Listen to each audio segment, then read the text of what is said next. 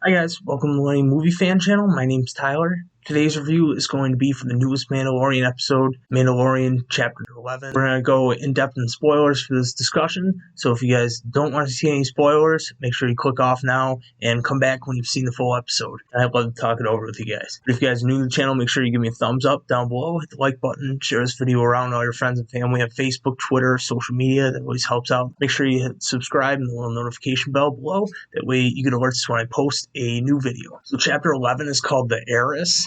And I was kind of getting excited because I knew that Bo-Katan was rumored, and I'm like, she's kind of the heiress to Mandalore, the Darksaber. We get Bo-Katan in this episode. But it starts off how the last episode ended. The Razor Crest is all beat up, and it's just drifting into port at the planet that we're delivering this passenger frog lady. Ando says Dank Farrik again, which is like Star Wars universe for goddammit, I assume. He says a lot. The ship crashes and they have to pull it out of the water. This ship is getting so beat up, man. We see a bunch of Mon Calamari and Quarren, which are species from the Clone Wars, water-based species, and they're from the prequels as well. This was super cool to see them in their kind of habitat. They're like fishing and stuff. Frog Lady gets united with her husband, which is like a touching little thing if you like frog people.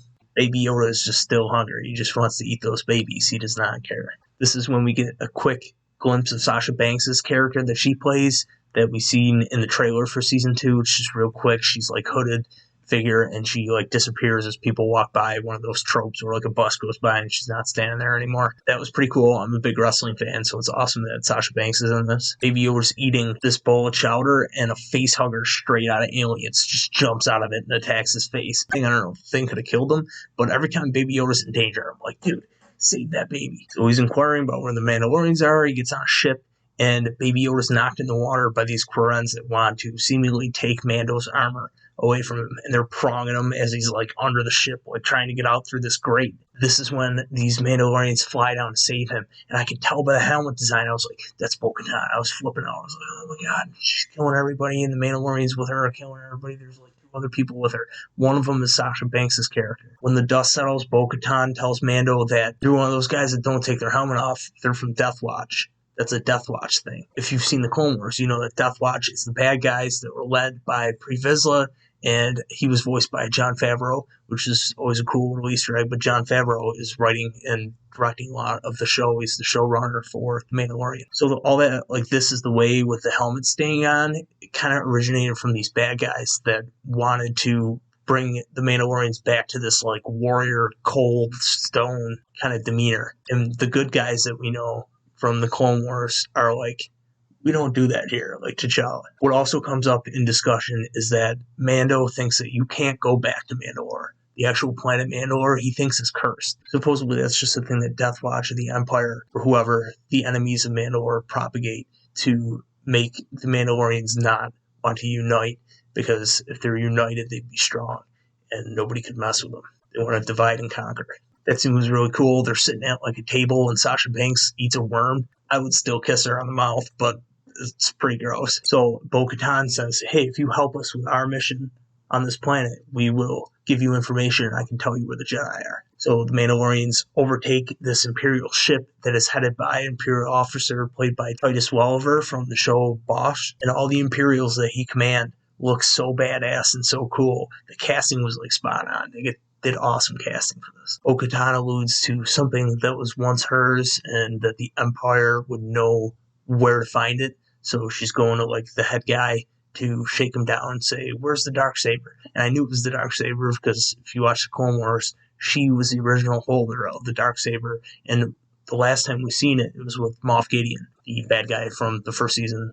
Carried on into this season, we know he has the Darksaber as he cut his way out of the TIE fighter in the last episode of season 1. As they're getting to the front of the ship, Gideon tells his Imperial commanders, man, you know what you got to do. They can't get to you, and it's pretty much too late. The head imp kills his inferior officers, kills them, and then when Mando is making his way with the other Mandalorians to the cockpit, they are overtaken by the whole rest of the stormtroopers, and they're taking on so much fire, Mando just kind of runs in there and is willing to sacrifice himself almost to save them. So he's taking a lot of blaster fire on his Beskar armor, but it holds up and he's good. They get to the cockpit, and the guy the head Imperial takes a Star Wars electronic version of cyanide that kills him. So Bo-Katan has no idea still where Darksaber is, and this is Moff Gideon's plan for why things are set up that way. He knows that these Mandalorians are going around, so he's really covering up his tracks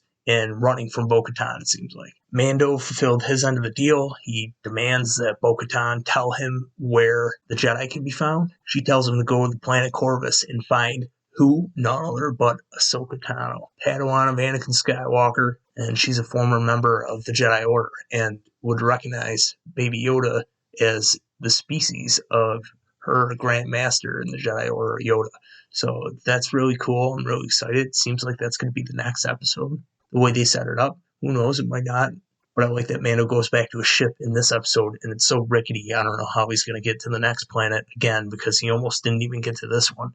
But I was really impressed by this episode. It was directed by Bryce Dallas Howard, which I thought was really cool and a good choice that she got to direct one of the strongest Star Wars characters, let alone female Star Wars characters, in Bo-Katan, and really bring her to life on screen in live action for the first time. This episode was great, honestly. It had some great fight scenes. It introduced some badass characters, not necessarily new to the franchise, but to this series. It introduced new locations, new planets, creatures, all sorts of cool lore, and that's what I love about Star Wars. Dave Filoni is so good at that. He's kind of the shepherd to this universe, and I was so excited to see Bo-Katan pop up in this and all this connective tissue from all the works he's been a part of and just the extended universe. And it really makes sense that Ahsoka would be the Jedi that they look for, because it's really her and Luke Skywalker that we know are still around. I just love that they ended this episode, and they do this a lot. They're very good at this, the showrunners. They ended this episode on something that is super exciting, sets up the next episode, and gets everybody talking. And that's why I love that this show comes out weekly, and we get to talk about it as a community and as a fandom. I think that's really uniting the Star Wars franchise and fans of the franchise, as we discuss it week to week and speculate and are all happy to be consuming this awesome story. Piece by piece, it's really healing the division that has started to form in recent years. But I'm over the moon excited to see Ahsoka and curious of what they're going to do. There's so many possibilities. My imagination's running wild. I don't even think I'm going to sleep tonight. This is crazy. Let me know what you guys thought down below. Like I said in the beginning, make sure you give me a thumbs up and subscribe to the channel. Hit the little notification bell. That way you get alerts when I post a new video. And share the video around. Like I said, that does a great deal to help this channel out. But that's my review, guys, for The Mandalorian Chapter 11, The Heiress. I love this one. I will see you guys in the next video.